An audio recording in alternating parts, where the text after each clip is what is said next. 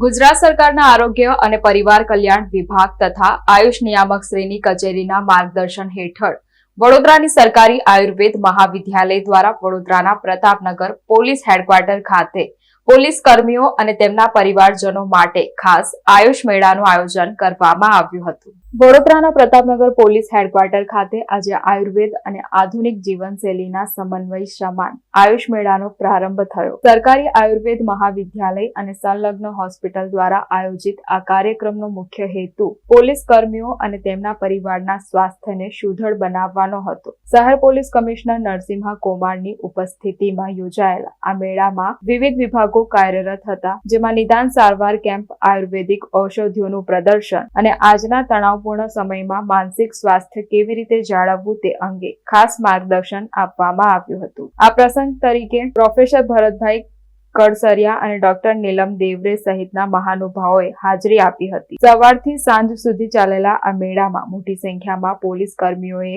આયુર્વેદિક ઉપચારોનો લાભ લીધો અને આયુર્વેદને દૈનિક જીવનમાં અપનાવવાનો સંકલ્પ કર્યો હતો। પોલીસ મુખ્ય મથક ખાતે આજે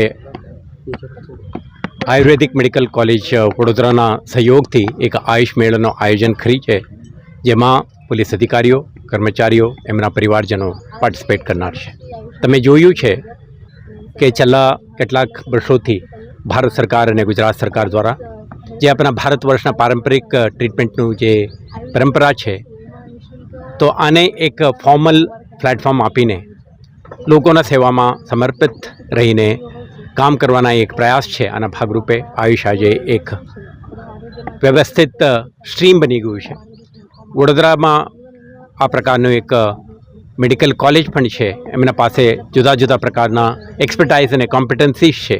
આજે એમના મેળામાં તમે જોઈ શકો છો, તમામ વિભાગના ડૉક્ટરો, રેસિડેન્ટ્સ અને ઇન્ટર્નશિપ કરતા વિદ્યાર્થીઓ મોટી સંખ્યામાં ઉપસ્થિત છે।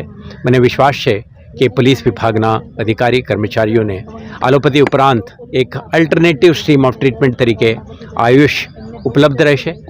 હું દરેકને અનુરોધ કરું છું આના લાભ લે અને આવતા દિવસોમાં એક સ્વસ્થ અને સુરક્ષિત સમાજ નિર્માણના જે વડોદરા શહેર પોલીસની લક્ષ્ય છે, આ દિશામાં આપણે કામગીરી કરતા રહીશું। આભાર।